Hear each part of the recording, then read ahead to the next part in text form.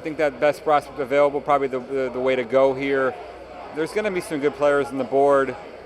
Guys like Kawhi Leonard, for example, I think he might be there. Marcus Morris, Markieff Morris. I think there will be some good players there. Kawhi Leonard was one of the best rebounders in college basketball this year, even though he played mostly at the 3. He's got great hands. He's very athletic. He's very long. He plays with a great motor. He doesn't need a lot of plays called for him, which I think is good considering the type of players the Warriors have. He likes to get up and down. He's from the West Coast. These are all major pluses for a guy like him and the Warriors. Marcus Morris, probably a more skilled player offensively, can really score in the post, can shoot the ball from outside, can create his own shot. One of the better scorers in this draft class. Also a very tough guy, very polished. He's a junior.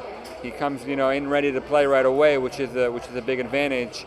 His twin brother Markieff, not quite as polished offensively, a little bit bigger, a little bit more athletic, better rebounder, better shot blocker, not quite as skilled offensively in terms of being able to create his own shot, in terms of being able to score inside, but addresses different needs than his brother does. This is a good draft for European players. We're seeing a lot of guys that have competed at the top level European basketball, played in the EuroLeague, played in the ACB, played in Italy. This is these are the top leagues in Europe, and they've played a lot of minutes and they've done very well, which hasn't always been the case. I think this is a different class of European guys than we're normally accustomed to. We're seeing a lot of toughness, a lot of athleticism, not your stereotypical European guys. You look at a guy like Jan Vesely.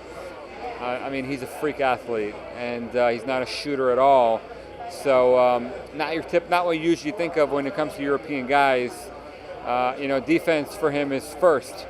Valanciunas, he's a rebounder. He's a finisher. He wants to play inside. Biyombo is one of the best shot blockers in this draft. He's a major athlete. He plays with a huge motor. He's a Ben Wallace type competitor. The complexion on this draft is still going to change because we have another draft deadline to go through on June 13th. That's going to take a couple of guys out of this draft. I think who they pick at 11 is also going to play a factor here. I think there's going to be some European guys on the board there that are interesting. There's going to be some guys that are Americans as well, guys like Malcolm Lee. If they're looking to improve defensively, it could be interesting there.